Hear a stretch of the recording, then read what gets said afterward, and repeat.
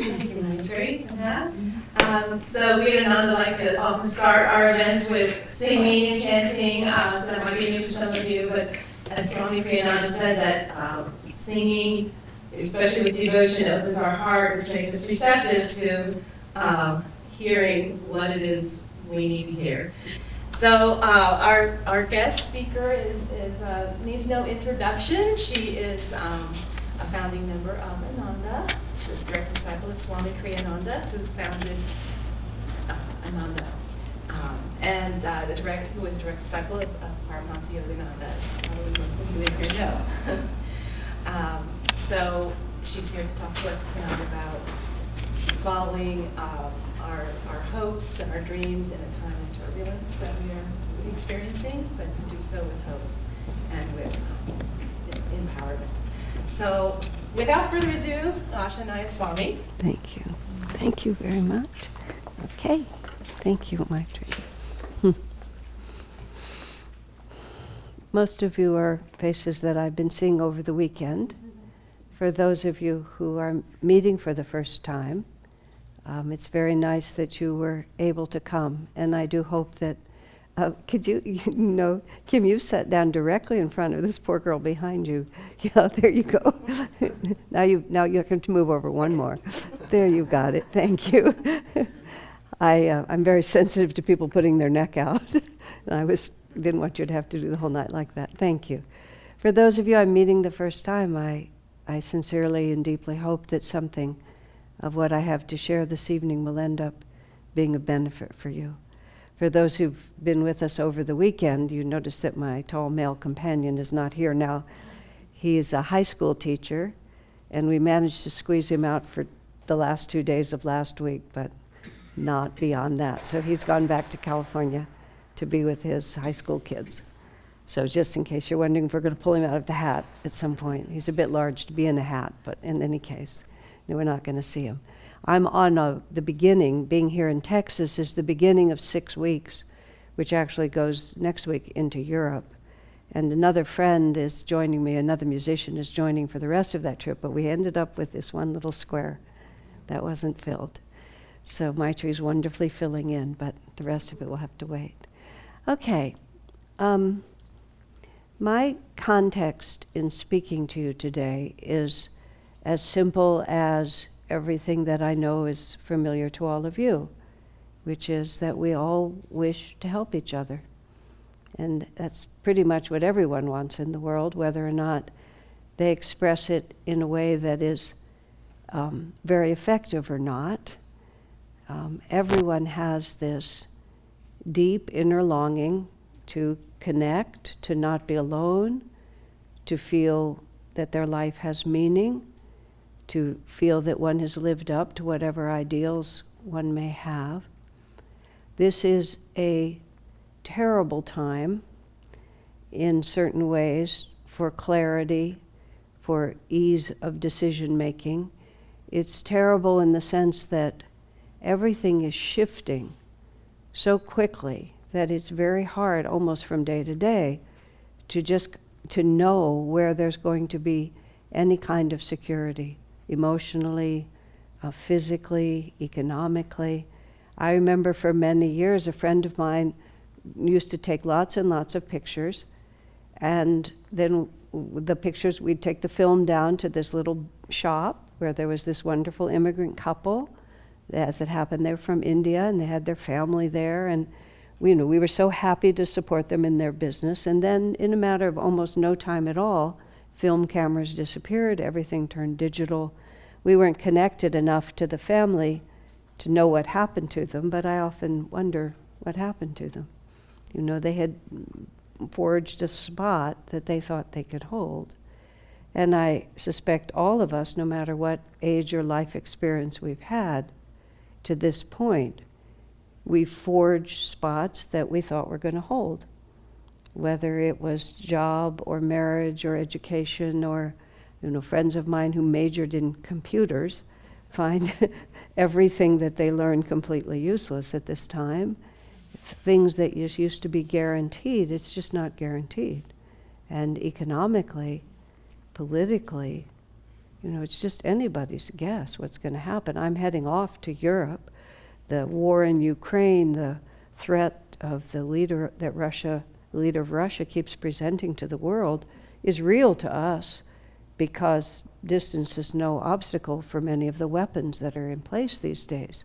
But it's a heck of a lot more real for the people in Europe who are being flooded by the land, through refugees. And there it is. Every conversation I've had in the last year, 2 years, it's always about, oh my gosh, what am I supposed to do and how am I supposed to know what I'm supposed to do? And I'm not going to be able, I wish I were, to give you any guarantees, just do this and this and this and this. I was mentioning yesterday or last night, but you'll have to forgive me because I'm talking a lot right now, about a novel that I read that was written in the 1970s, and that novel was called Lucifer's Hammer. And I'm a person who reads novels for relaxation. I like novels more than movies because I can forget them easier. Movies have a way of just going and planting themselves in my brain and not leaving me. Once when I was doing a transatlantic flight, normally when I get good books and I know I have to travel, I hide them from myself. I hide the books deep in a drawer with my passport so that when I go to get my passport, I'll get the books. Because when in our life, for those of us who are readers, do you have hours and hours when you can just read?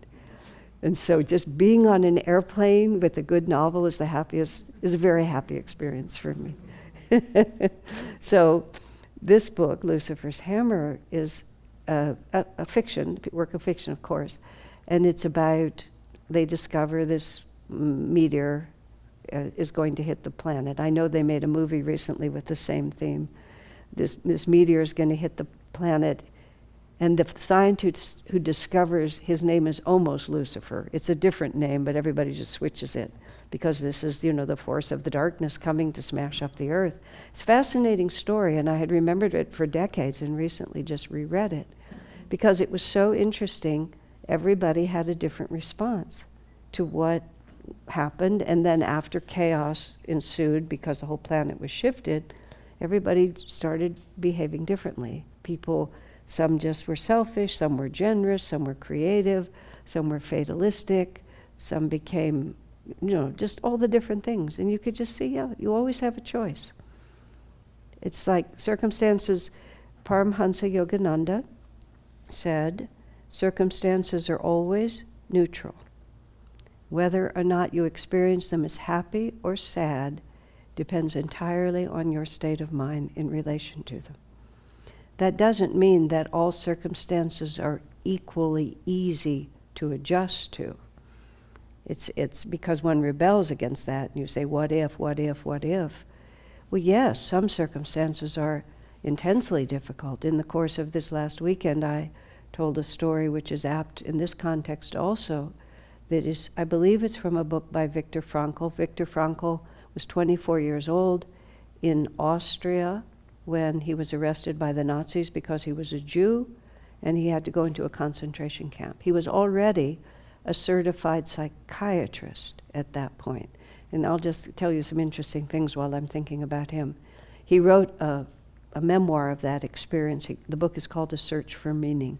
He lived through it. He subsequently became a world-renowned psychiatrist and created a whole system of psychological therapy, which became very popular, which was based to a large extent on his experiences. But even this was interesting at the beginning. He's being processed in this nightmare scenario, which is, God willing, none of us will ever see anything like that.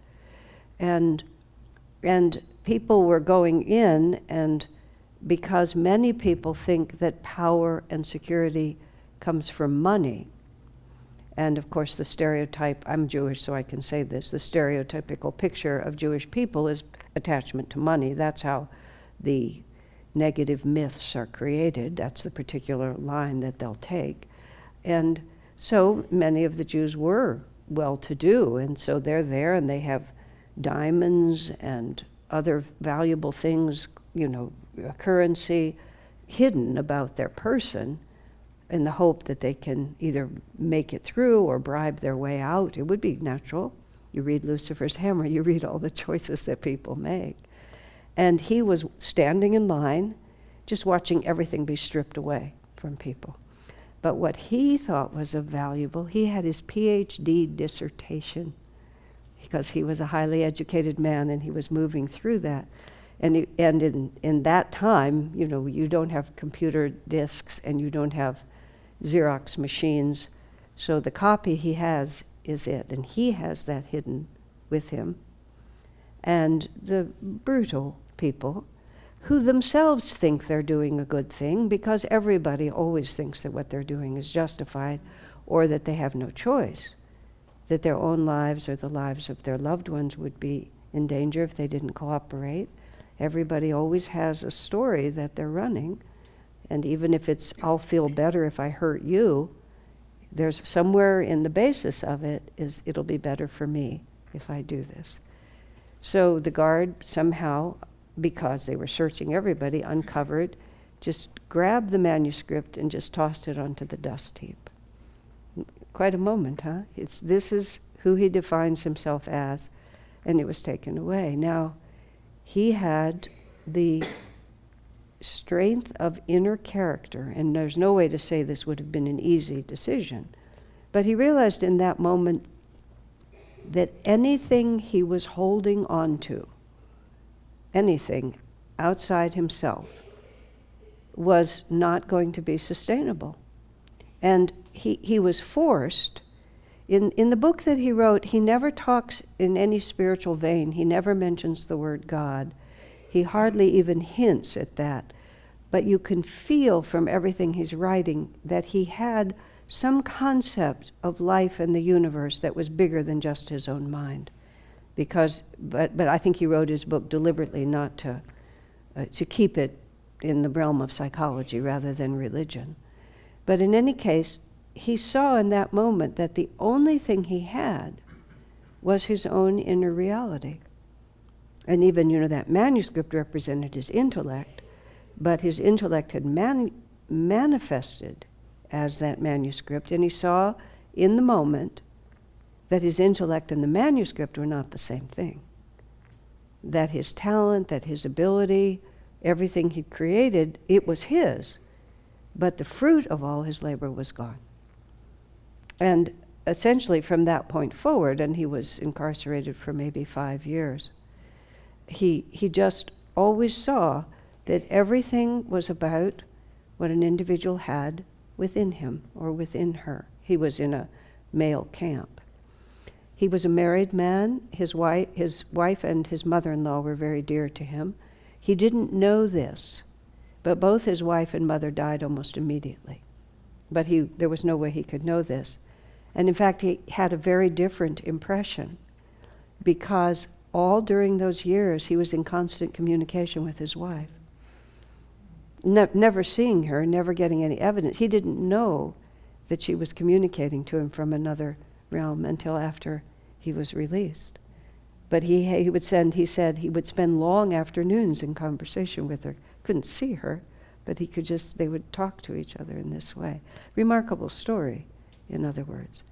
But the real power of what he was saying, and of course, a horrific experience like that, and being challenged in a way, as I say, that I hope none of us are ever challenged, you find out what really has power and what is merely just, I would say, masquerading as power.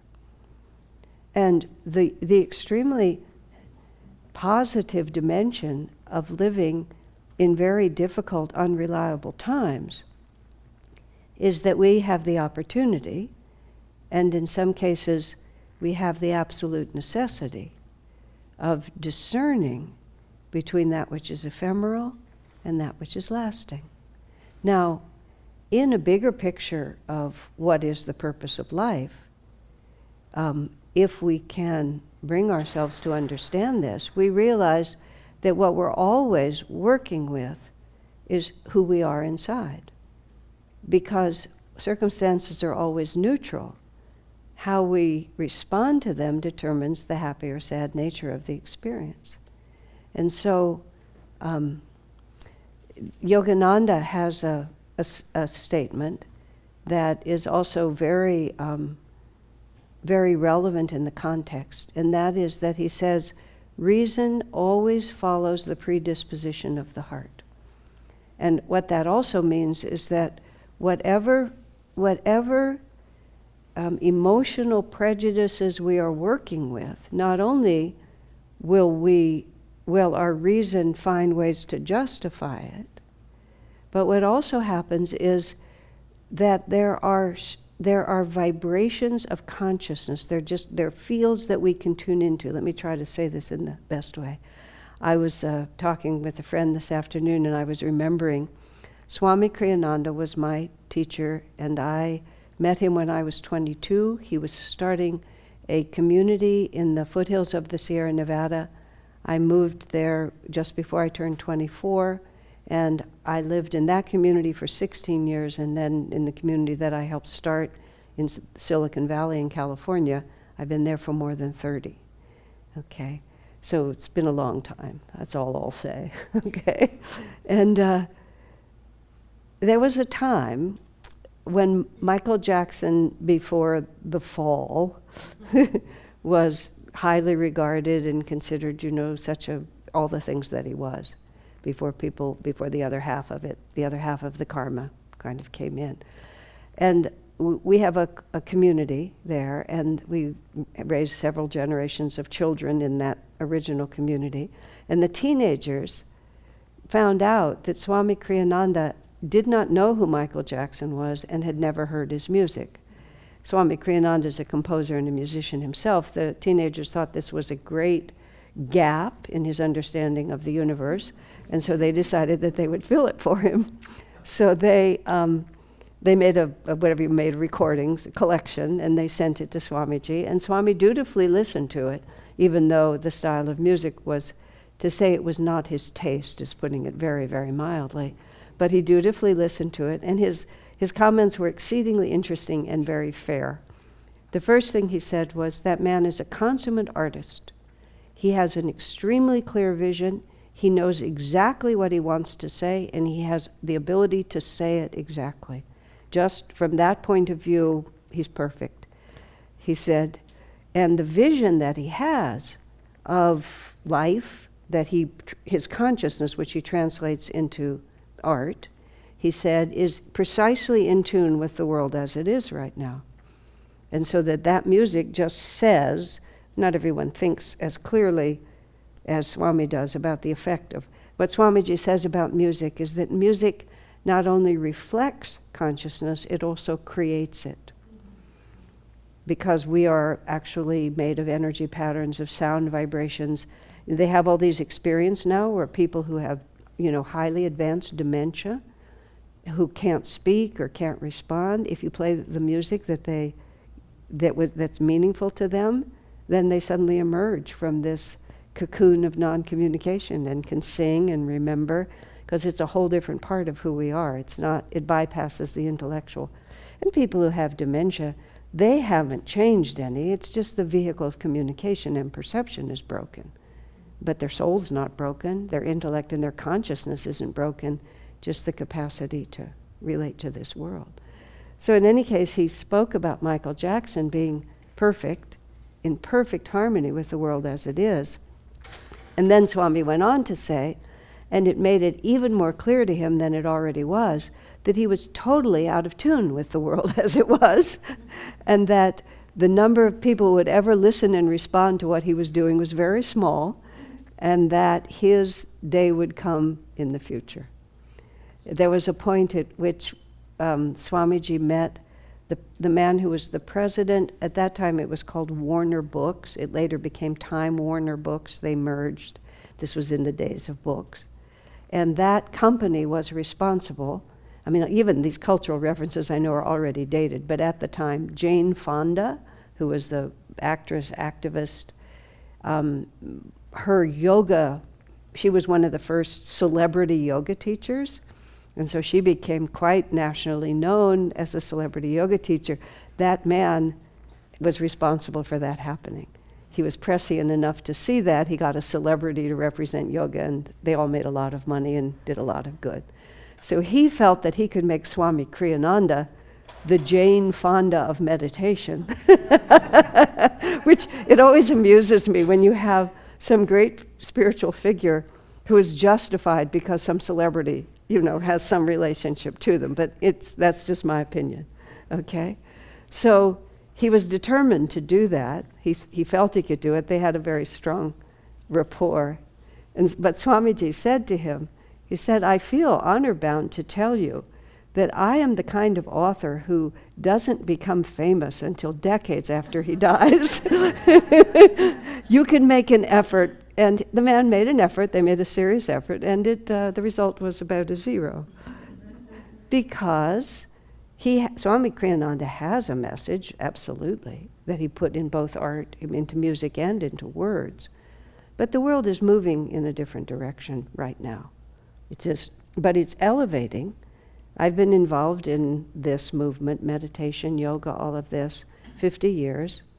We were so considered such lunatics when we started, which I took as a badge of honor, but I'm a little odd, But now a tremendous amount of what we were doing, which was so odd, is just right down the middle of society at this point. I live in California. I live in Palo Alto, California, which is, you're getting pretty much into the new age by the time you get over there. Austin isn't bad, but in California, not everyone meditates, and not everyone does yoga. The people who don't do yoga are almost ashamed to show their face in public, and the people who don't meditate at least feel very, very guilty about it. And so, things are happening. But we haven't gotten to the point, not by a long shot, that the real heart of the message is being understood. And the real heart of the message is, guess what? This world is in a huge transition. And we've all been watching it in the course of one lifetime. I mean, I don't know what happened to that wonderful Indian family that ran the film shop. I hope they found something else to do that is more matching this age. But right now, all of us, we just, you can become obsolete just if you just turn around. It's just very, very difficult. And so everything is shifting very fast.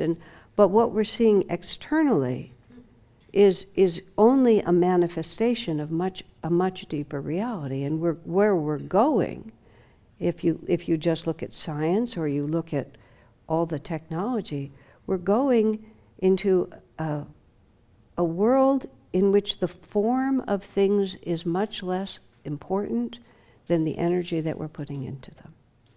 When we were in our early 20s, and we were all basically at that time mostly long-haired hippies at Ananda, this being the early 70s, we were the ones who started out as hippies, and then what would happen to you is that you would realize that meditation was better than drugs, and then you'd give up the drugs, and then you'd start meditating. It was like a cycle. And that trying to change yourself was more useful than trying to change the world. So you dropped out of all the political action. I mean, this was like a tribe that I'm a part of. And sexual mores just completely overnight just disintegrated. And so it was called then the sexual revolution, which was, I don't even know if anybody would even recognize that arcane term at this point, but that was what it was called. And I remember talking, some of us in a room with Swami, challenging him. He was 20-some years older than most of us, 20, 25, and he'd lived in a monastery. He was the disciple of a very orthodox tradition. And so it's like challenging him. Like, what do you think about all this? Expecting or anticipating a kind of puritanical, narrow response. He says, oh, well, overall, he said, I think it's a good thing. Which, everybody from the back goes, yes, like this. He said, because people are making experience the criteria of their values. And people are more concerned about the quality of energy and the actual experience of their own consciousness than they are about what everybody else is telling them they have to do. What the priests are saying that you have to do to get into heaven and not to go to hell. What society is telling you have to do in order to be accepted. It's just all of that. And all the walls have come down now. I mean, we just look so tame compared to what the world is like now. But he said, you're making experience the criteria of your values. And he said, that's a good thing. And then in his way, if, he said, and he didn't pound it home, but he just said it, if you're honest about your experience. Now that becomes the real key, because if we are emotionally biased in favor of something being true, we will pull out of the ether all the reasons why that's going to be true. Have you ever spent time with someone who is depressed? I mean, all of us either have spent time with ourselves in that state, or we've spent time with others. I remember just being out to dinner in a small group, and there was just one of the small group who was sad for whatever reasons they were sad about. I think it was more just kind of a cosmic sadness. And it was just so interesting, because no matter what the conversation was, they always managed to make it sad. And they always picked out of whatever subject we were talking about, those parts of it that could consistently support the bias that they had already decided to have. And this is where I was starting when I started talking about Michael Jackson.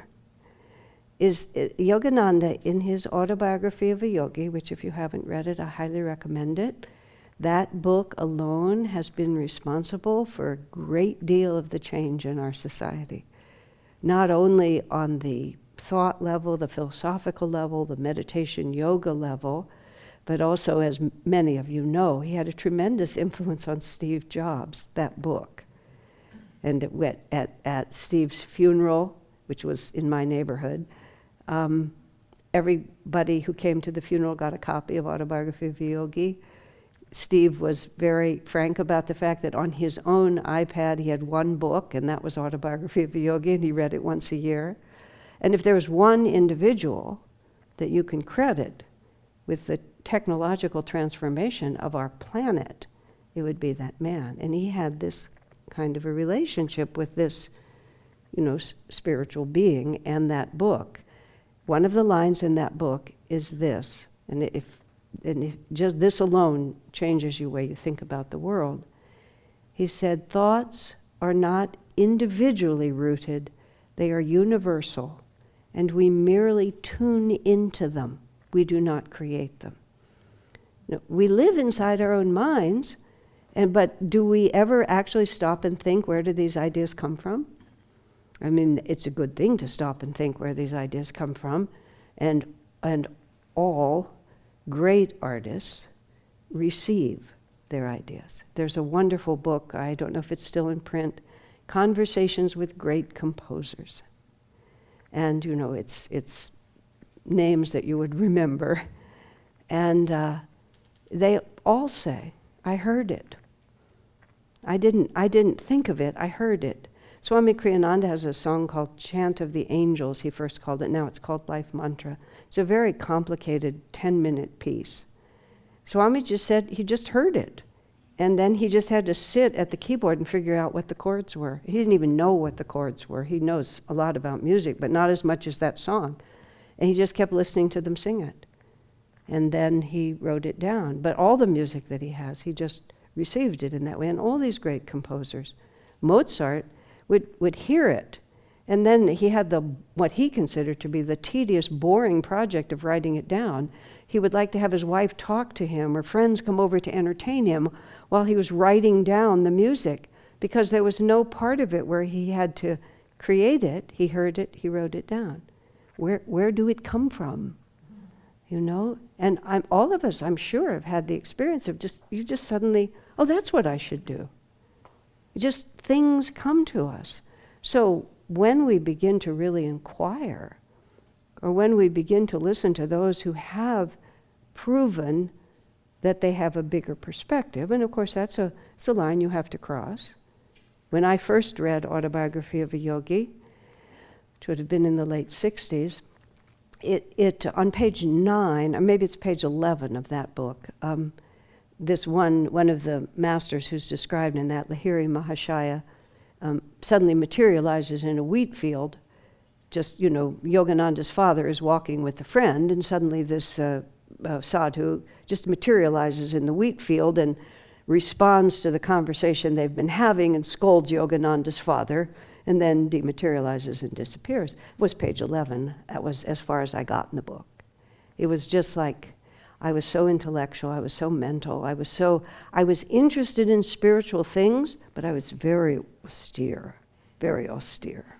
I just wanted the pure philosophy. I didn't want any of this devotion, and especially I didn't want miracles. And I just closed the book. And then a couple of years later, I met Swami Kriyananda. And maybe it's because he was there in person. It was the karma of the situation. He was American, even though he has an Indian name. He's been off the planet for a decade now. I just completely cognized, I just knew who he was. I knew who he was to me. I knew he was in a cosmic sense. From that time I met him to 50 years later, I still feel exactly the same. He was a disciple of Paramahansa Yogananda. His life had been changed from reading Autobiography of a Yogi, and he read past page 11. So I went home and opened the book. I loved it. Like, and I thought to myself, why did I not love it the first time? Because I was thinking, nobody who talks about miracles, nobody who talks about devotion to God, nobody who writes about spiritual things in such a heartfelt instead of a brainy way, it just, who knows? Reason follows feeling. Just as simple as that. My reason was first. My feeling I meant was first, just committed. There was a time, we all do this, don't we? It's a peculiar thing. If we have a certain way of being and our life isn't working exactly the way we want it to, we usually think we need to do more of what we're already doing. Now that is like, yeah. So when I first was living in the ashram, literally the very first summer, and I could tell that I was a little out of step with what was trying to happen, but all I knew was intellectuality. And I remember I sat in front of Swami Kriyananda, and I had the opportunity to make a fool of myself on a very consistent basis over many years. But fortunately, he had a very forgiving nature. So, I had the opportunity to present to him what I thought were my good ideas and get his response, which gradually made me less, his actual words to me once. He was very honest, and even when he would commend you, he would always be very honest. And at one point, I managed to sort of force him to compliment me. And what he said was, "You're much less confused than you used to be." And he was absolutely right, I was. And so I had to that's good. But I at this point, I was manifesting that confusion, and I said, we were sitting across from each other, and I said, "I think what I need to do is improve my powers of analysis." That's what I said, like this. And for years, in my mind, what I remembered happening was him rising from the chair and leaning toward me and raising his voice and saying, "No!" like that. Later, I began to think, it's not likely that he actually did that because he was not reactive. It's much more likely that he just sat there quite calmly, but projected so much energy in his what I felt like was my words floated between us and Swami just ate them, like that. But I saw that as a physical force and as volume coming at me. And only years later, when I knew Swami better, I thought, it's very unlikely that he did that. And then he said, after he ate the words and just threw them away, he said, "What you need is more devotion," just like that. What you need to develop is more devotion. Like your heart is tight, therefore your brain is tight. And you're not going to be able to soften your heart with that tight brain. You're not going to be able to untighten the brain until you soften the heart. And so it just, sort of began. I didn't honestly understand what he meant, not even slightly, but I didn't forget it. And so it just kind of went into me. For those of you who are at the the Texas yoga retreat that some of us were attending, that very first night I spoke about experiences you have that are like a radioactive seed that get planted in your heart. And they might be seem very small, but they're living and they pulse. And as far, I don't understand anything from a scientific perspective, but I understand that radioactivity mutates the organism. And that's what happens. And so we have experiences, whether it's directly with someone whose energy affects you, whether it's a group, whatever it might be. And we might feel a little bit in the moment, but what's also planted within us. This is why there is a saying in the Indian tradition, one moment in the company of a saint will be your raft over the ocean of delusion. That's how it's put. Because there can be a force of energy. And of course that can happen, it doesn't have to happen in physical company. It can happen after masters are, think of all the people whose lives have been completely changed by contact with Jesus. And Jesus has been gone a long time. I saw a woman in a coffee shop, and she was sitting there reading the Bible, and it was a very well-worn, marked up, full of sticky notes copy of the Bible. And it was summertime, and she was wearing this tank top, and she looked like a person who'd been through some hard times. But she had a tattoo on her back, and the letters were like 3 or 4 inches high. And from shoulder to shoulder it said, redeemed. And it almost makes me cry to think of her. I thought, oh my woman, what you must have been through, to get to there. And hallelujah, praise the Lord, thank God for Jesus. It's not a dogma that I conform to, but that doesn't mean it's not true for those who are devoted to it, because obviously something had happened that had she was one person and then she was another person. In certain circles that you go to when you visit India, people they profoundly believe in the power of a saint. When Swami Kriyananda lived in India and people had that kind of reverence for him, literally, after he would give a lecture, this was in the last decade of his life, so he moved to India in 2003, and he died 10 years later. He wasn't there continuously, but he would sometimes give lectures, and thousands of people would come toward the end of his life. But literally, they had to make a corridor of people holding hands like this to open the aisle so that he could walk out, because everyone would rush to touch his feet, or to bring their babies and have their babies touch his feet, or push their little children and push them down to touch his feet, because of the belief, which was not misplaced, that contact would be the force.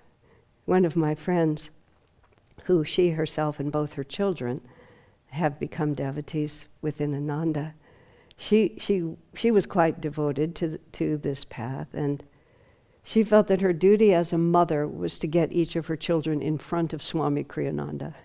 And she sort of worked hard as a mother and then got them there, and then felt after that it was up to them. It took a few years in both cases, but they gradually sort of, who's to say? But what Swamiji was telling me was until my feeling nature was awakened, and I wasn't just reasoning things out, because all of us find if we just keep reasoning things out, it's very hard to make it true. Even thinking about, am I part of a greater reality? What kind of a God would make a world like this? That it's just like, there's so much suffering in this world, there's so much uncertainty. And then people tell you, oh, there's a loving God, and you think, really? It's like, how can you feel that way? But somehow, something can happen where the heart gets softened and one begins to experience, if only what you experience is the longing to experience. I was never a spiritual person. Let me phrase that differently. I was always on a search for meaning, and I was always on a search for something that I could believe in enough that I could really devote myself to it and offer it to others. You know, but I couldn't figure out what that was. You know, the only thing I really loved was theater. It was hard for me to imagine how that was going to work. I was in theater through high school only. Then I started in community theater. And the first play I got a really good part in, it's the one about the Salem witch trials, whatever the Crucible it's called. And I was whoever the hysterical young girl is who, it's not a very uplifting part, but it's a good part if you're being an actress. And I was rehearsing just by myself, rehearsing my lines, and I got a friend to run my lines with me. You know, we're just having a perfectly reasonable conversation. Then my lines, I'm supposed to become hysterical and, you know, just do all these other things. So I'm just perfectly fine. And then, because I knew how to do it, I suddenly become hysterical. And then I become not hysterical. And I think to myself, I don't think I want to do this. You know, this doesn't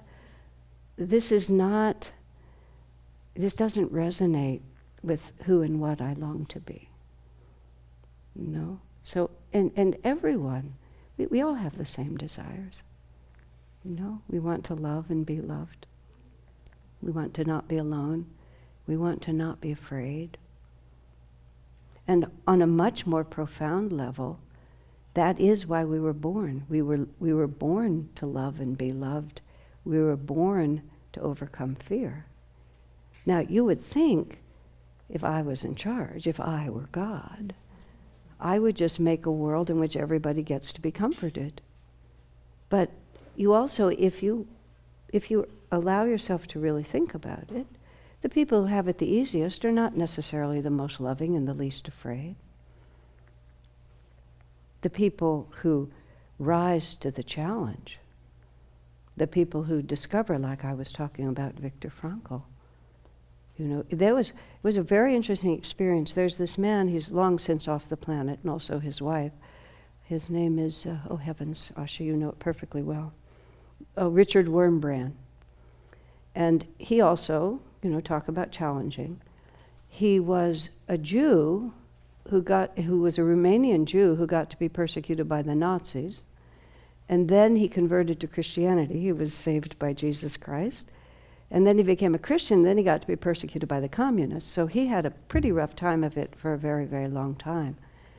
But he became magnificent, absolutely magnificent through all those challenges, because he could feel in his heart, he just knew that behind everything that happens in this world, there's still this longing to be loved and this knowingness that our destiny is joy.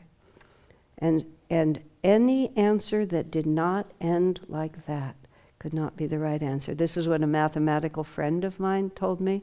He said he was a total atheist, and then he got deeper and deeper into higher mathematics, and I have no brain for that. I've recently trained myself to be able to remember a phone number long enough to dial it, but that's how much numbers mean to me. So when he would talk about mathematics, I had no idea what he was talking about, but this is what he said. He said mathematics, he loved it, and he was like, you know, PhD level, because it was so beautiful. And he also said that you could tell if a mathematical equation was true because it was elegant and beautiful. Otherwise, the answer was false. You hadn't found the answer. And he said after doing this for a few years, it crossed his mind that being a committed atheist, and this world was meaningless, and there was no loving power in charge, was neither elegant nor beautiful. And it crossed his mind that it must not be the right answer. And so all of a sudden, what happened? He had a feeling reason, because mathematics, which I would think of as very intellectual, for him it was all about the feeling of the beauty of it. And so suddenly he had a feeling about life itself that caused him to ask a different question. You know, how could it be true? How could there be another answer? The way I've thought about it, I put it in a funnier way, which is I say if it's not a happy ending, it's not the ending. Because all the masters tell us in the end that's where it comes. So what has to happen is and this is what after Swamiji told me to basically to soften my heart, I just began much more deeply to just really try to live in this world as if, as if serving others was really what I was born to do, if loving others was what I was born to do. I had a wonderful moment at one point where I had gotten myself what I would call in the world that I live in, I'd gotten myself really out of tune with the vibrations of the life I was trying to live, and that's the best way to say it. There is in Indian music, they improvise a great deal, and the music and the rhythms go in all directions, but you always have a tambura playing, and it's just these same 3 notes, and somebody sits back there and plays the tambura. Now, when my friends need a tambura, they dial it up on their phone and they hold it next to the microphone when they sing. There used to be an actual human who would go like this. And it would never vary in its rhythm. It would never vary in its tone. And there were different tamburas, you would tune them differently. And then the tablas and the sitar players and the saroj players, the flutists, they would just go in all directions. But that was never stopped. And the musicians would say that really the most important instrument was the tambura. Because this is a world of constant change and endless possibility, but there is a constant that is also behind it. And there's lots of abstractions. People talk about it in very abstract terms, but it's a constant that's within us. We don't have to look for it. We know that we were not meant to suffer. If we actually believed that suffering was our destiny, we would not struggle so hard to be happy, would we? We would not rebel so hard. Even the most cynical people, the most, the deepest alcoholics, the biggest drug addicts, those most tempted to suicide. These are the things, I have to say it, this is a very honest response to the world that we live in. You look at the world around you, and what would occur to you is, how can I get away from this? And the problem, there's only one problem with those 3 alternatives, is they don't work. If they worked, it would be easy. But when we try to escape the suffering by dulling our awareness, we don't find greater and greater joy in doing that, do we? It's just whatever we do to dull our awareness wears off, and we have the same state of consciousness and a hangover, or whatever it is, or we've just exploded our life with all those things. But I have to say, and I take reincarnation into this story, it's a necessary stage, because at a certain point you experience your criteria of what's true, and you stop just taking other people's word for it. And I certainly know from my life, I never take anybody's word for it. I have to do it myself. I remember, this was the silliest thing, but I had this duffel bag that I often used when I would travel in a car, and it had little metal feet on the bottom, and I'm very not real tuned in to a lot of physical things. I say to people, I always know what I think. I usually know what I feel. I rarely know where I am. Even especially when I'm traveling. The gentleman here asked me how I liked Austin. My first response, is that where I am? And I'm not, I do know where I am, but wherever you are, you just are. So I sometimes would, when I would be like packing up the car, I would just put that duffel bag on the top of the car. And other people would tell me not to do that because it would scratch the paint off the car. And so they kept telling me not to do it, and I kept forgetting. And I just remember I put the duffel bag on the car once and pulled it off, and by Jove, I scratched my friend's car. Just exactly like I was told. And and I just looked at it and I said, well, what do you know? Now I know. And it was such a stupid thing, but I had to think about how many other things I've been told that I just simply did not believe until I had the experience of them. So whatever we do in our lives, we do it because we are not yet convinced that it's not going to help us. So when we're born into a time like this, of really tumultuous change, we get to just keep experimenting all the time and try to find out, what is really going to work. And what we're being asked to do is proven by the saints and the masters and the heroes. It's that the power is within us. And the tambura is our own life force that is just constantly calling us. We live on multiple levels.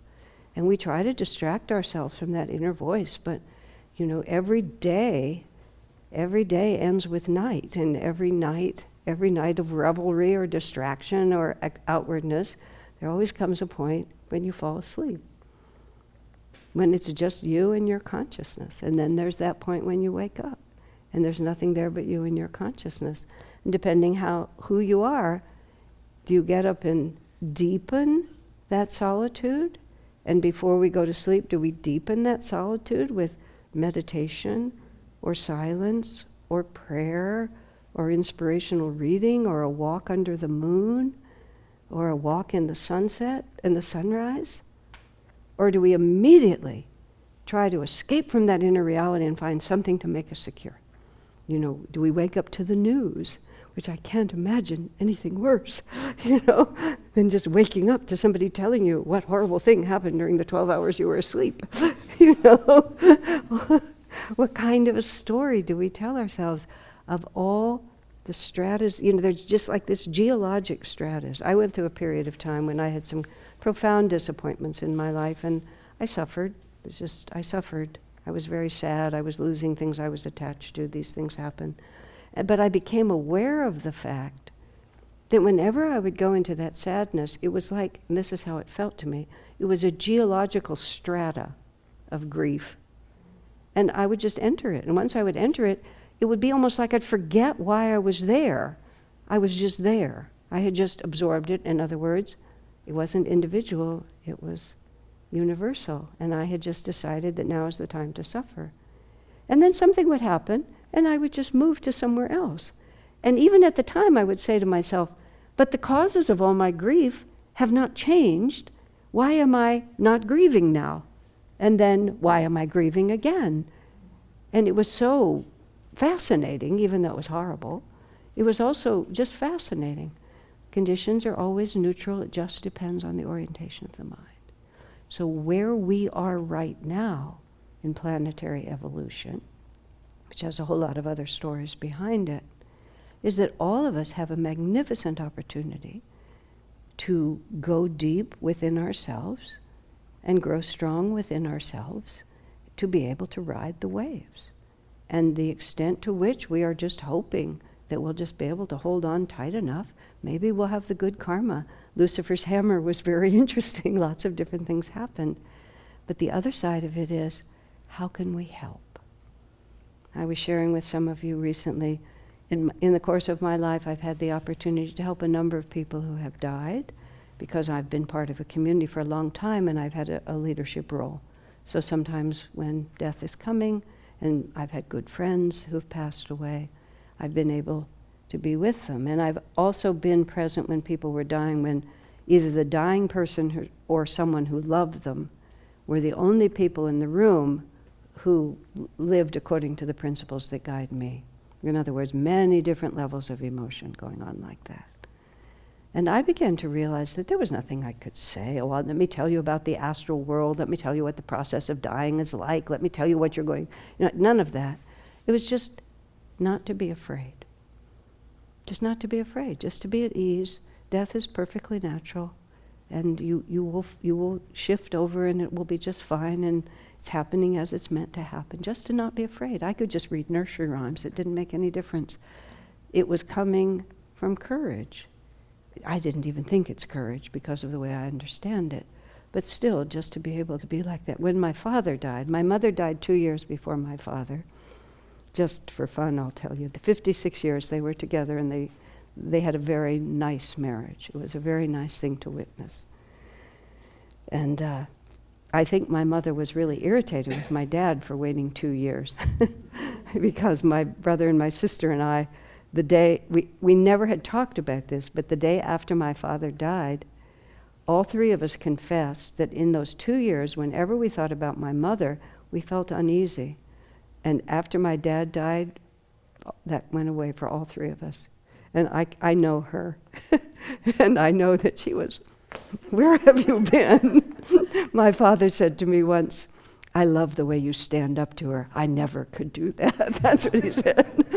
It was, I think, after his brain was going a little, because he never would have said anything like that to me before.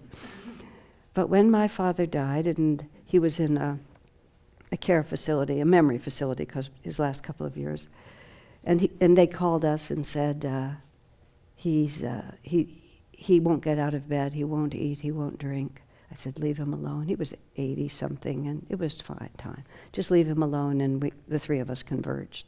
And we're there with him and spent like 24 hours with him like that. And then he passed. When he died, I felt this rising joy up my spine. I really think he saw my mother and was so happy to see her again, and she him. I felt this rising joy up my spine, and I just couldn't stop smiling. I was so happy. And he'd been very popular in the care facility, and so a lot of the people were coming in to express their condolences. And they were coming in, my brother somehow had absented himself, and my sister and I were standing together, and I was laughing, and they were crying, I was laughing. Finally my sister punches me in the ribs like that and says, stop, you've got to be more respectful of their feelings. I said, I can't help myself. She said, well, then go away. So I sort of hid over in the corner. But it was true. There's just, what can you say? It was true. And it's always true, because if it's not the happy ending, it's not the ending. Swami Kriyananda, now this, you have to put reincarnation and a lot of other things into this. You have to put the possibility that we are the river flowing to the ocean, and that we will get to the ocean. And that is the end of the story, is when our little separate self knows itself to actually just be one with the ocean. But that's the day of freedom, of God realization, of perfect bliss. And that's what all the saints and masters talk about. And Swamiji said whenever he sees anyone suffering in this world, because he had a very tender heart, he would say, I always think, he said, after they learn whatever that suffering is there to teach them, and they finally realize that their oneness with eternal bliss, he said, how much sweeter that moment will be because of the suffering they had to go through to learn to get there. Isn't that a wonderful way to think about it? And the prayer that I learned when my parents were in the last years of their life, my mother had Parkinson's for 15 years, which, trust me, is not anything you want to have happen. Well, actually, I have to say something about it. My mother was a lovely woman, but she was not a disciplined person. Unfortunately, I inherited more of her character than my father. My father was very disciplined, but for some dumb reason, I decided to tune into my mom. But she was not, as my father said, you could stand up to her, I never could. But about 12 years into it, she sort of says to me like this, I hate to admit it, she said, but this disease has been the making of me. And it was true. She'd just been willful and really didn't have much in her like that, but she fought that. She fought the debilitating effects of that with so much willpower. She became an entirely different person. Would I have wanted her not to learn that? You see how complex it gets? Like, would anything else have taught her that all-important lesson? My belief in the continuation of our consciousness and the forward-moving evolution. Would I have wanted her to be spared the opportunity to transform herself? And she was a lovely person, but her lack of willpower was a great obstacle in her life. So, what is good, what is bad? You see how complicated it gets all of a sudden?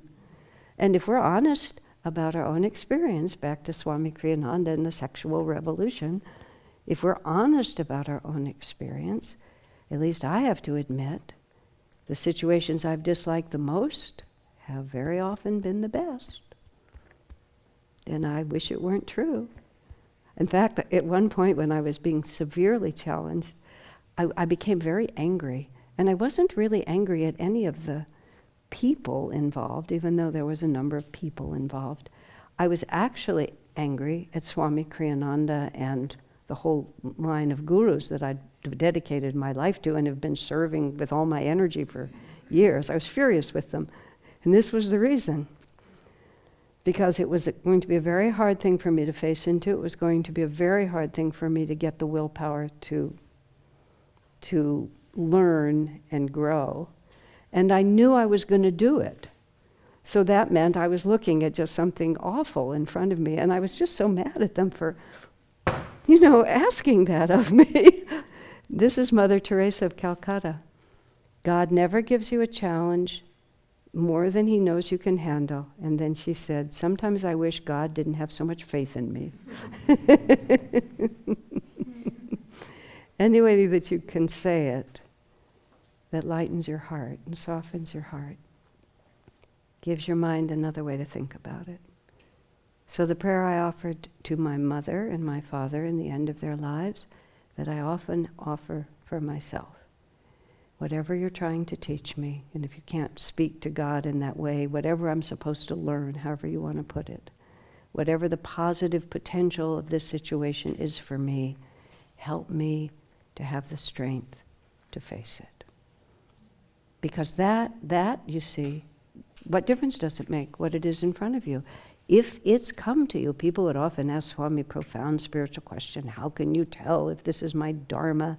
How can I tell if this is my karma? You say, well, if you're standing there and it happens to you, that's how you can tell. It doesn't come to you unless you've drawn it by your own magnetism. So if it's there, it's something you have to deal with. But whether we allow the challenges of this life to diminish us, or whether we use them to feed our power, that's our choice. But you have to have an inner place to stand. And you have to have the courage to be honest about your experience. So what do we do today? Start doing that. Practice when it's easier. In a long conversation with Swamiji, and I asked him a complicated question about knowing what was right in a big emergency, which we might find ourselves in. He said, you have to practice when it's easier. You have to start realizing that every little decision makes grooves in the heart, makes grooves in the brain. And as pressure builds, if it may, in our lives, the grooves are what's going to guide us. So what kind of grooves have we made? Every minute of the day, what have I done? Have I asked, how can I love? How can I serve? How can I give? How can I expand? How I can be courageous? And you practice when it's easier. That's all. And our whole life experience is built 1 minute at a time. That's why when the man asked me if I was in Austin, and I knew I was in Austin, but I didn't want to think about where I was. I'm here, I'm talking to you. What difference does it make? Just discern. What difference does it make? We're always being concerned about stuff. It doesn't make any difference. The only thing that matters is the heart soft? Is the mind honest? Is the spirit giving? I'd like to see if you have any questions. Do I have any questions?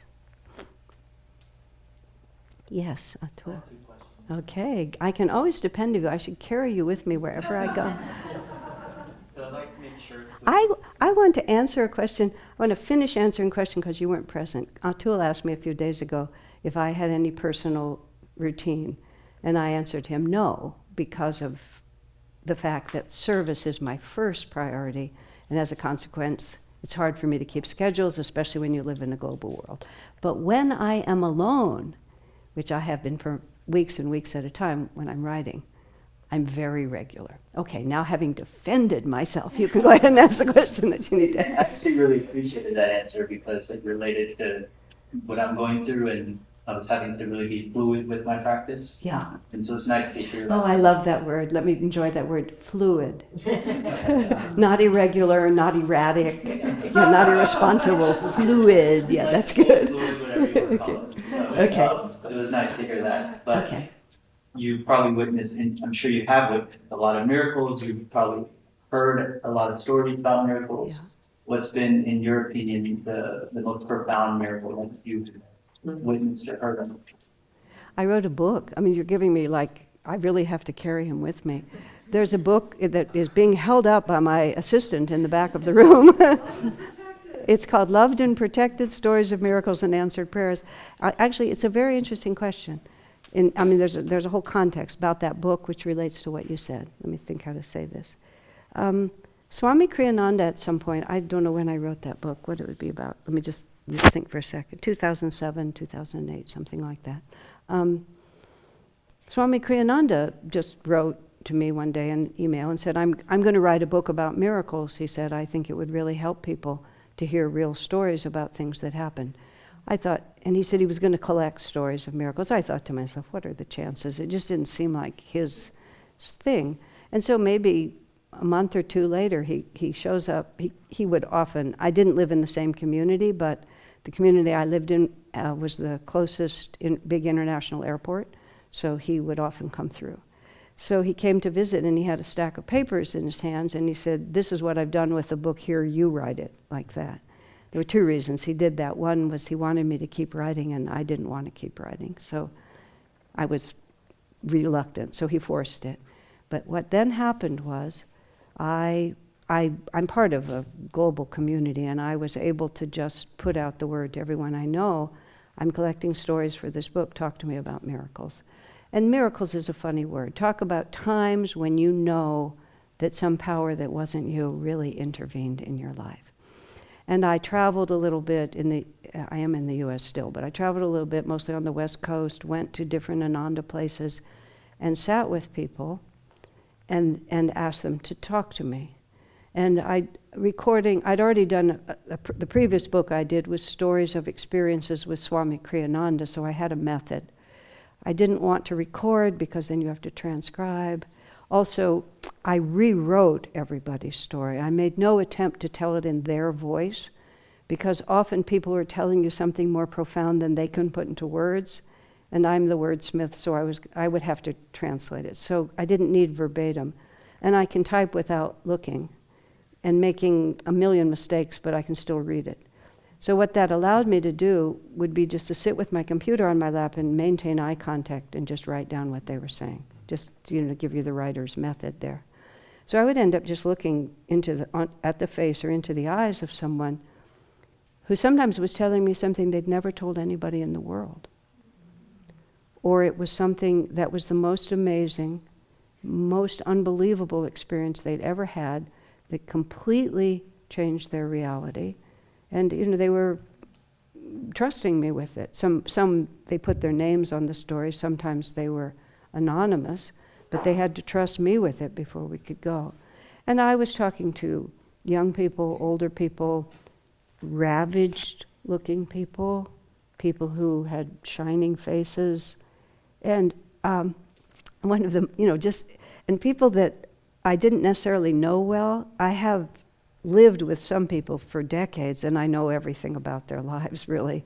I know who they married, who they divorced, who they loved, depending on who they were married to. I mean, I know lots of things I shouldn't know. I know where all the bodies are buried. But I was meeting people, and I'm always, I don't. But I was also talking to people that I didn't know. And one particular woman, she was marvelous. She was your quintessential little old lady. She was very delicate. She was very small. She had just this wonderful, fluffy white hair. She had these big blue eyes like that. She was very small. It turned out she was the first woman jockey, horseback rider. She was a trainer. She'd been an alcoholic for a really long time. She'd had 5 marriages. I'm just like, and she's just, with her little teacup like this. But from the eyes, you were just getting this depth of life experience and all the things that she was telling me, and how God had just rescued her through it all.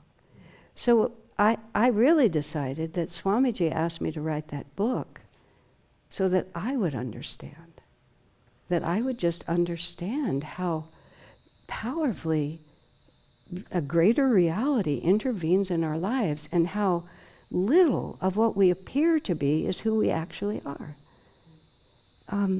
For myself, I don't have a single story in that book. In the book about Swamiji, there's quite a few stories that are mine. In the story of miracles and answered prayers, I did not have one story to contribute.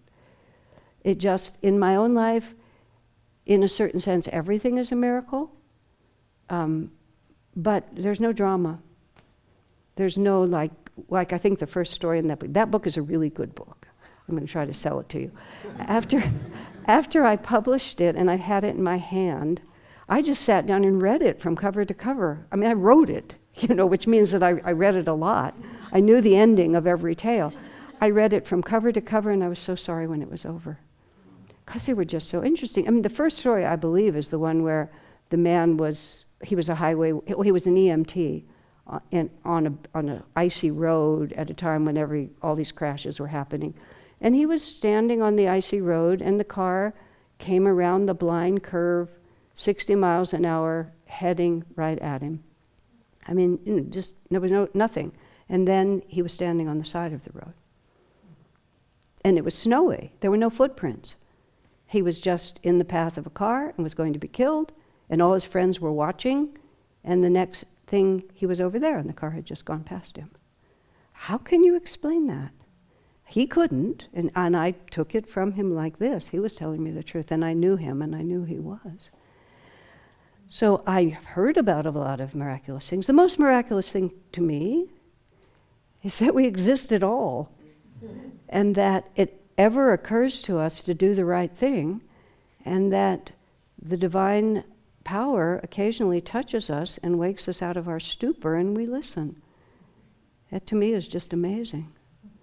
And that there have been messengers for thousands of years who are telling us, if we'll listen, that there's something else going on here. That's the miracle to me. How I look.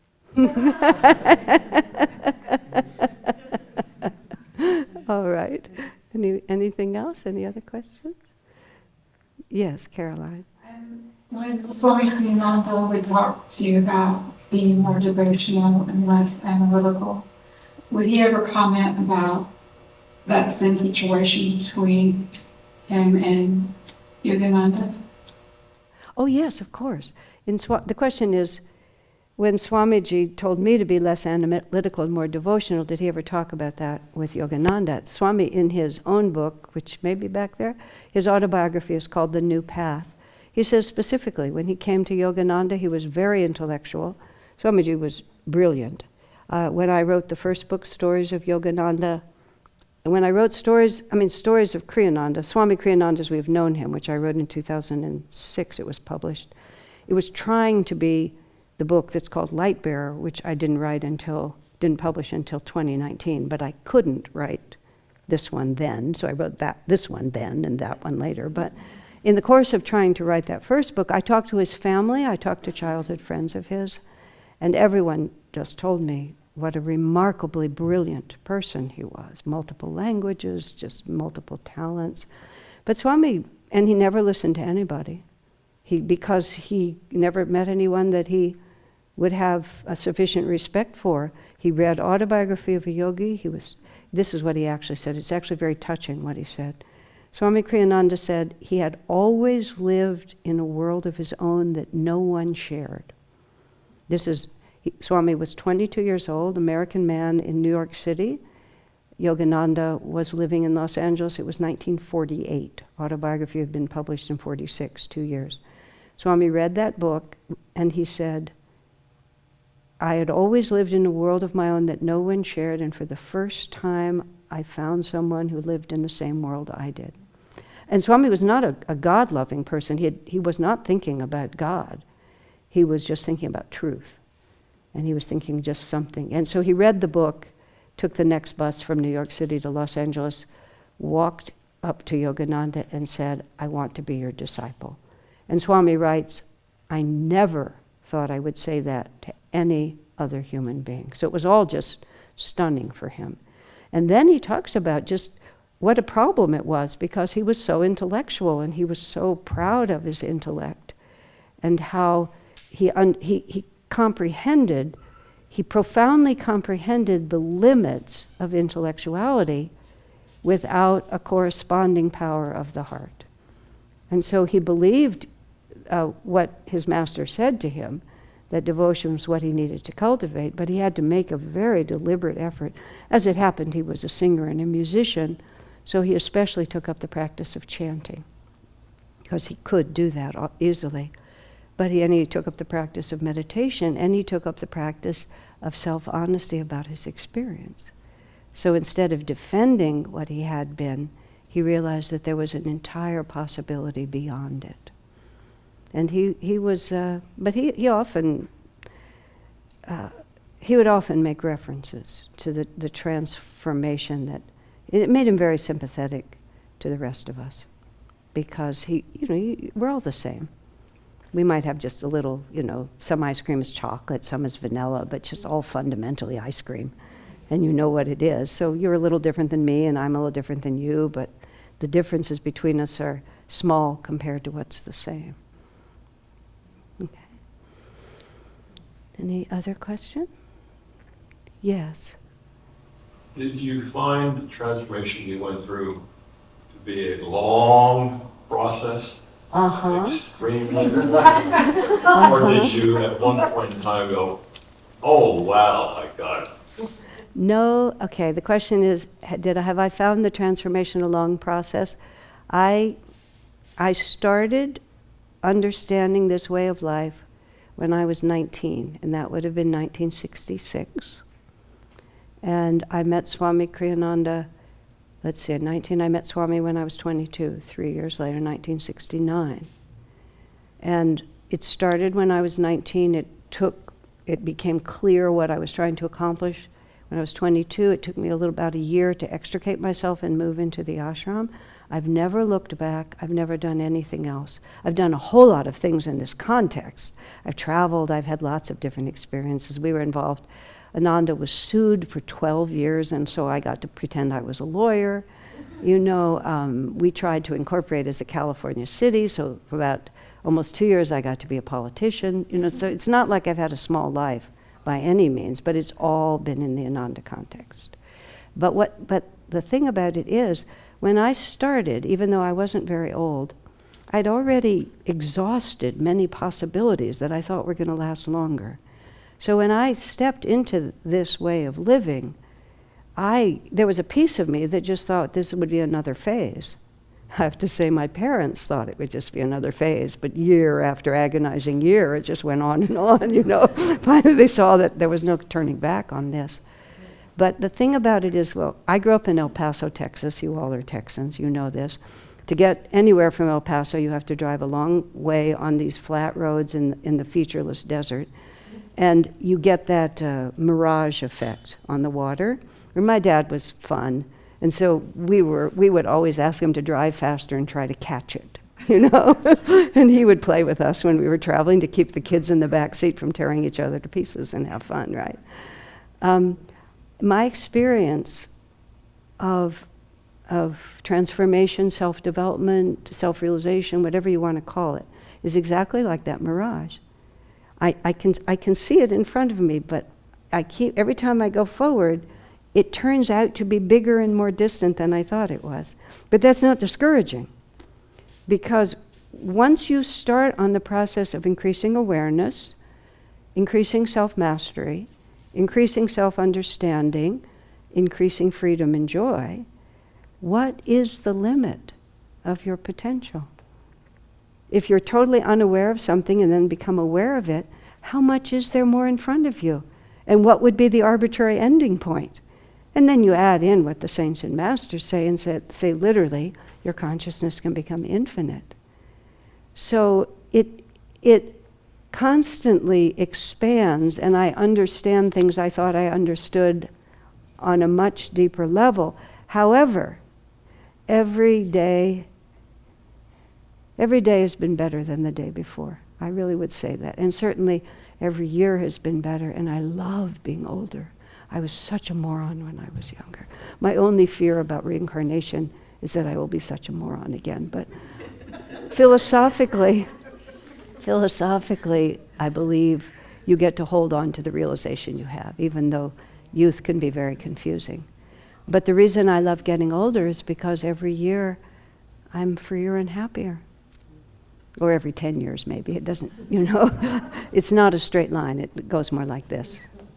But the cumulative effect, it's a spiral staircase is what it actually is. So you keep circling around the same story, but each time you're doing this with it. So could you throw in at the end of that what you told me yesterday about your mom? Oh, about what she said about liking me?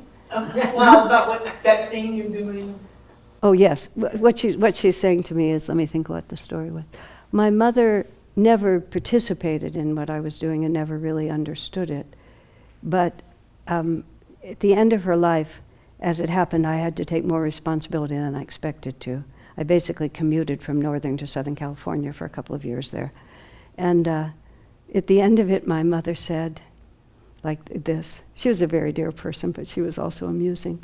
She said, I don't know why. I just like having you around. And then she kind of gazed off like this and said, maybe it has something to do with what you're doing.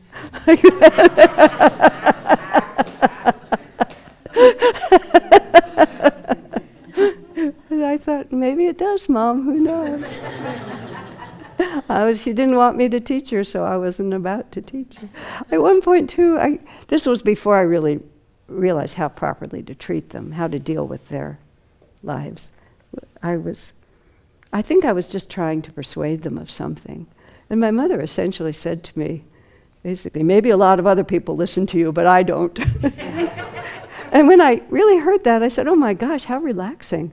I said, you have no idea how seriously people take what I say. What a relief to be somewhere when nobody cares what I think. I was very relaxed about my parents because they raised me well. I didn't have any weird complexes. It just was what it was. It was like, why do I need people to listen to me? Like, what is this? Why am I trying to tell them things that they don't want to hear? Like, what is wrong with you? There's somebody wrong with this picture, and I think it's me. You see, if you're honest about your experience. Yes. So one of my favorite quotes is from Emerson. The purpose of life is not to be happy. It is to be useful, to be honorable, to be compassionate. To have it make some difference that you lived in the well. Well, I actually almost agree with him, but not quite. Because I think more accurately, and forgive me, Emerson, the purpose of life is to be happy, and what you just described is how to be happy. So what he's actually saying, the purpose of life is not to indulge your wrong thoughts and just persist in them. It's that, this is the issue. You have to be honest about your experience. And the principles that he's describing, it's not a dogma, that was a discovered fact. And he discovered that by his way of living. And the word happy is a confusing word because most people think I'm happy when I get what I want. And I've said this before even to a lot of these faces, but not to yours, so I'll say it to yours, which is we think that good is easy and pleasurable. And if something isn't easy and pleasurable, we think it makes us happy if things are easy and pleasurable. And we think they're bad if they're challenging and difficult. But it depends on what you're trying to get to, and if life has any purpose, and if there's any way to grow. So he's right, the way he's using the words, that as a wordsmith, I would have rather he used a different phrase. Okay? I have the right to be a wordsmith. Yes. So actually, along that note about, Yogananda wrote that book about how to be happy all the time. We compiled that book from writings of Yogananda. He didn't write it personally. Okay. Just to be factual, we is the royal we. Everything that's done by Ananda anywhere in the world, I say we. Okay. I had nothing to do with that book, but there it was. Okay. So back when my son was in high school, he was in the Marines when I found Ananda. Mm-hmm. And he was home on a break at one point, and I had gotten that book for him. Mm-hmm. And he was really irritated with me. He was like, Mom, I don't need this book. And I was like, well, but you're whatever. I don't know what my answer was. He said, I'm not unhappy. Mm. Why do I have to be happy What was this need for you, for me to be happy? And it was really funny because it was kind of like a thing I had with my mom when I was a teenager. I was rather dramatic. And, and she always said, I want your highs to be lower and your lows to be higher. Parents have lots of opinions about their kids, and their kids don't always share them. Well, yeah. Is that surprised? Is anybody surprised by Well, that? once I learned about meditation, I got that. I got lower highs and higher lows, so that it was more of an even keel, that it wasn't the crashing waves, it was just kind of like a surf, you know. But it just really knocked it into my head that this, like what you're saying about what is happiness. Yeah, but also everybody has a different path, and we all vibrate at different levels, and we're all trying to learn different things. You know, when a man is in the Marines, he's not generally thinking about being happy. He's thinking about how to be courageous, how to be strong, how to be loyal with his brothers, how not to be terrified in combat, how to not get killed, for example. You know, and so when you come up to a guy in the Marines and talk to him about happiness, it's like, it's not his language. It might even be his value, but it's not his language. And the art of communication, see, talking is not communication. You know, it's like communication is when you actually understand what someone is ready to hear and have the patience and the detachment to say it to them at the time that they're ready to hear it, in the words that they want to hear. When I worked for Swami Kriyananda as his personal secretary, which I did for just a few years, and I would have to answer letters for him. And sometimes I would answer them over my own name, but often I would write them for his signature. He never signed it without reading it, and he trained me to be able to speak in his voice. But one of the things he told me, and that's actually in the Swami Kriyananda's We've Known Him book, now that I think about it, this is one of my stories. Swamiji said, when you get a letter that's addressed to him, and I'm reading it as his secretary, he said, tune into the essential vibration of the person who's writing to you. Are they intellectual? Are they feeling oriented? Are they depressed? Are they cheerful? You know, are they literary? Are they uneducated? And then respond to them in the vibration that they are communicating with you. Just start there instead of always being yourself back or going to the book and pulling out the paragraphs that relate. And then he also trained me, this was very interesting, you must always tell the absolute truth. Somebody sent him some poetry, and just without thinking, I wrote, "Thank you for sending the beautiful poetry." And he was supposed to sign the letter. He said, "Asha, that poetry wasn't beautiful." He said, "It was nice, but it wasn't beautiful." He said, "What will you do when someone sends us beautiful poetry? Because you've already wasted that word on poetry that was merely nice." I mean, just, you have to say exactly what you mean. People can tell. And parents and children, very often, you're pretending that you're concerned about your child, and you are, but what you're really doing is you're very nervous unless your child is different. And children are not stupid. They can feel it, and you're pretending to talk about them, but you're really talking about yourself. So that requires, and this is the whole subject today, that requires a level of inner strength where you can restrain yourself and that you can trust the power of the Spirit and you can realize that it's not all up to me. And all of this, and so when people don't take your good advice, don't listen to what you think is self-evidently true, you can either pound all the harder in the same way, I need to improve my powers of analysis, or you can try to be more honest about your experience and ask yourself, why do I get this kind of feedback? And if you get it consistently from different sources, if you're interested in really being self-honest, you have to ask yourself, what am I doing? Why am I doing it? And these are hard questions to answer. This is why people go to therapists. And sometimes it's just too hard to be objective, and you need somebody to help you be objective. But there comes a point where you get the wave and you figure out how to do it. So that's how I would say. Of course your son wants to be happy, but you have to talk to him in the right way at the right time. And happiness, men are also different than women. Masculine is different than feminine. It's like women are always, how do you feel today? And then how did you feel in the morning? And then how did you feel in the afternoon? How are you going to feel tomorrow? And this is the way I felt today, and that's the way I felt yesterday. You know, just do. And I've learned the hard way that many men are just not interested because they are the sun, which moves very slowly, and women are the moon. Moon is feminine, sun is masculine. And in order for them to do what they're trying to do, which is a masculine intention, whatever your physical gender is, a masculine intention, you can't always be asking yourself how you feel. And when somebody asks you how you feel, and why are you not paying attention to that, a lot of times they'll just knock you aside. And it doesn't matter whether it's a man or a woman, but if they're in that bhav, because it's weakening, not strengthening. And then, of course, there's a time and a place for everything. But I really had to understand it. I get my strength from knowing exactly how I feel, all the time. But a lot of people get their strength from who cares how I feel. And these are just the subtleties that you have to work with. I mean, because you can talk to anybody, but that's not the same as communicating or helping them. So that's where you have to be strong inside. Yes, Maitri. I have a question, and then I think you have to sort of remember that. Because I think in the timeline, early one. 7:40.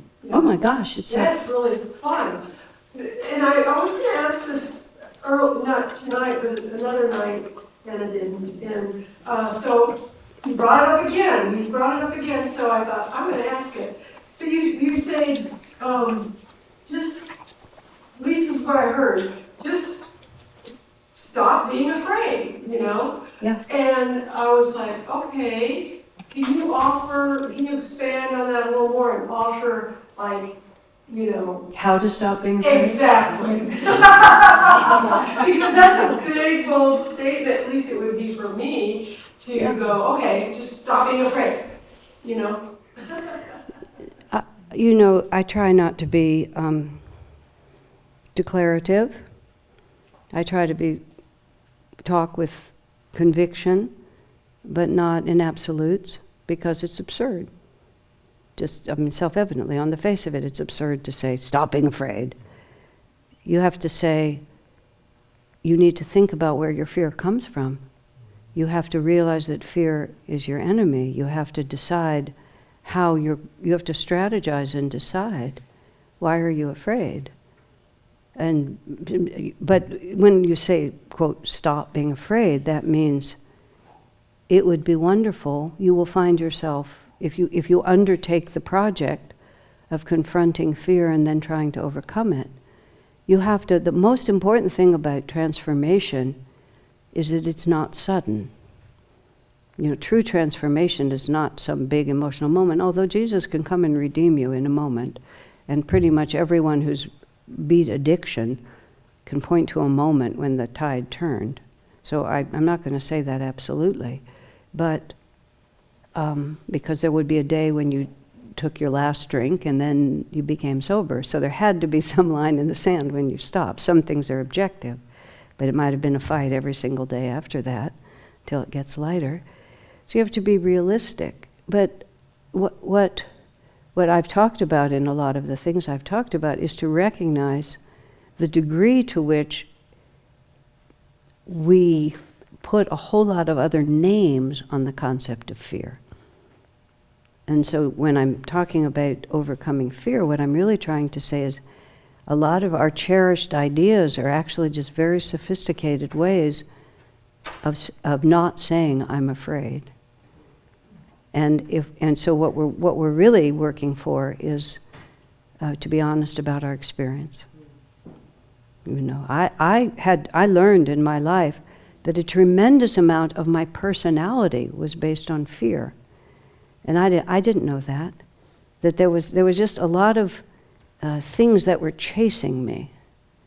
Just things I just didn't want to feel, I didn't want to confront, I didn't want to understand, and so I developed a capacity to just run ahead of them with a very strong personality, a strong way of relating to the world. And it was a long time before I realized that well, actually, Swami actually said it to me, that, the dominant characteristic of my nature was fear. And I really didn't know that until he said it.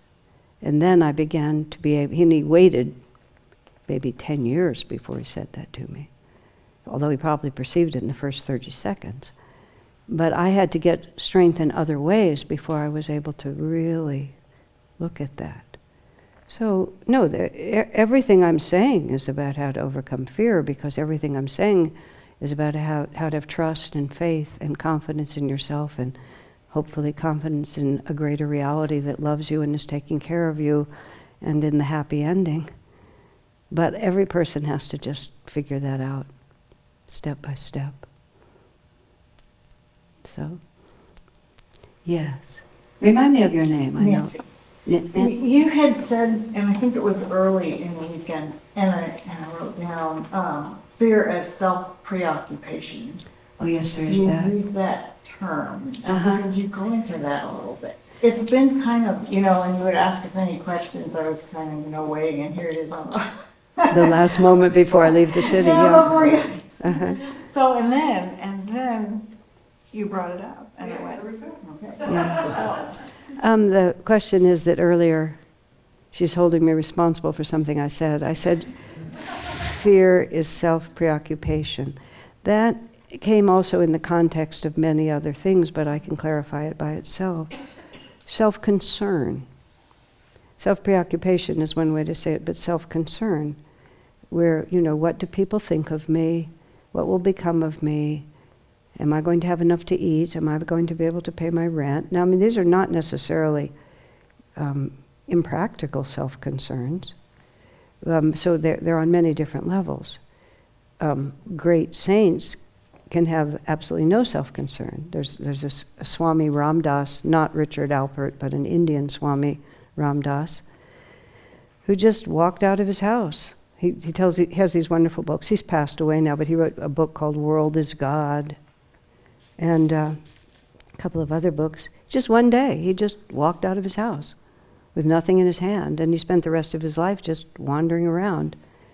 And he never, this is what Jesus says, give no thought for the morrow, give no thought, take no money, don't take a spare cloak, just trust that, look at the lilies of the field and the birds of the heavens. Why are you so worried about yourself? Your Father watches even one flower, of course he will take care of you. So you have, the scriptures give you this unbelievable possibility, and then they tell us that that's where we're all going. But, I'm not going to walk out of my house, and it's not appropriate for me to try. In one context, Swami told this long story about when his father, he had lived in a monastery, he was separated from his monastery, he had to go live with his parents, he was 36. His father wanted to give him a car, and he had to take the car because he needed it. But he's telling us this story, this is like when he's 70 years old, he's weeping. This happened when 36 years, he's weeping. He said, I cannot tell you how painful it was for me to realize I had to own a car. He said, I had given everything to God, and now I had to own a car. And he at that time, at the end of his life, he cried often, but that time we rarely saw him weep. He was very self-contained. And then we're all sitting there like, we didn't quite know what to do with it, and there was a complicated context which doesn't matter. But I said something, like, give us some certain advice. But he said to us, don't even think about living the way I live. He said, you wouldn't be able to do it, and it wouldn't even be good for you to try.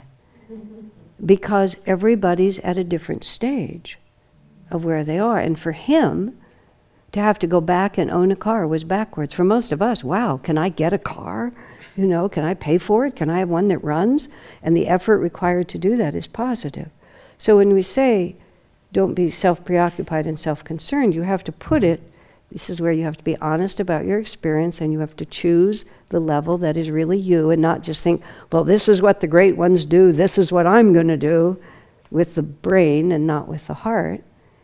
But there are so many times when we are just, all we're doing is worrying. What's going to become of me? What about me? What about me? What about me? And I had to realize when I first started in this life, I was always thinking about myself. I was a generous, sort of happy person. I wasn't selfish, but in the back of it, there was always a mantra going, which is, what about me? What about me? What about me? You know, what do you think of me? What do I think of me? What's going to happen next to me? Yeah, and how can I make sure that everybody really thinks well of me? And of course, once you start thinking like that, you can find all kinds of reasons, because the very fact of doing that makes you so small that you get frozen. But you can't just stop thinking about yourself. And this is where Emerson's quote is exactly perfect. You know, what really makes you happy is when you try to be meaningful, when you try to give, when you try to love, when you think, how can I serve? How can I give to others? And that very act causes you to think more about something other than yourself. Selfless service. Serve the poor. Jesus, I mean, it's all through the Bible. You know, when Jesus says, you know, when I was hungered, you fed me. When I was lonely, you visited me. When I was imprisoned. And they say, Lord, when did we do this for you, to you? He said, when you did it to the least, you were doing it for me. Now there's that, which is beautiful, but the other part of it is, that's how you become close to God, to your higher self, to God, is when you see that divine everywhere, when you look everywhere and see Jesus. There's a wonderful documentary about Mother Teresa of Calcutta, and in one of the films, she's picking up some, you know, maggot-infested dying person out of the gutter, and, you know, just cradling him in her arms and touching him and kissing him. And, you know, you wouldn't, most people wouldn't even want to be anywhere near such a being. And she's as close as like a mother to her baby. And afterwards, the journalist says to her, you know, what was in everyone's mind, how can you do that? Oh, she says, she just kind of looks surprised. Oh, she said, yeah, you see a maggot-infested beggar. I see Jesus Christ. Now imagine how many levels of self-forgetfulness she had to go through before everywhere she looked she could see Jesus Christ. It gives us an idea of how high the mountain is and gives us something to look forward to. Okay, if there is one more, I'll take it. Otherwise, we're done. Except, I would like to close with a chant. Okay.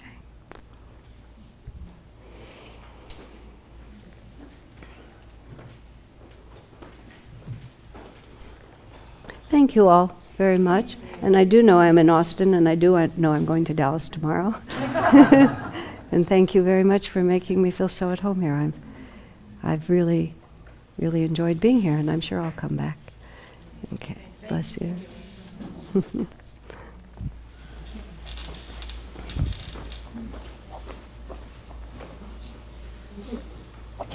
I thought we'd actually just close with, Oh, you know, wait, we forgot. I forgot. Just a second. I was a bad girl. For those of you who don't know, there is a small Ananda group here in Austin, and they're offering classes in how to meditate, and they meet regularly, and it was my job to say so. And my friend in the back is flashing multiples of these cards, right? So, and also, and next weekend, and there's also, you'll see, just go look and see the things that are printed there. It gives you news. Okay. thank you all. I thought we'd actually close with a song of Swami Kriyananda's, and it seems like it's a nice way to close, considering what Asha was just leaving with us.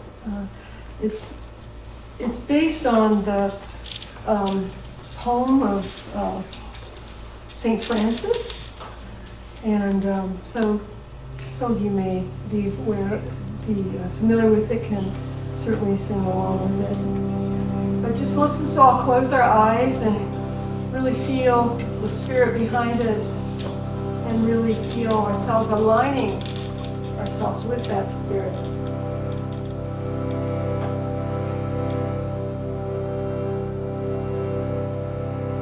Lord most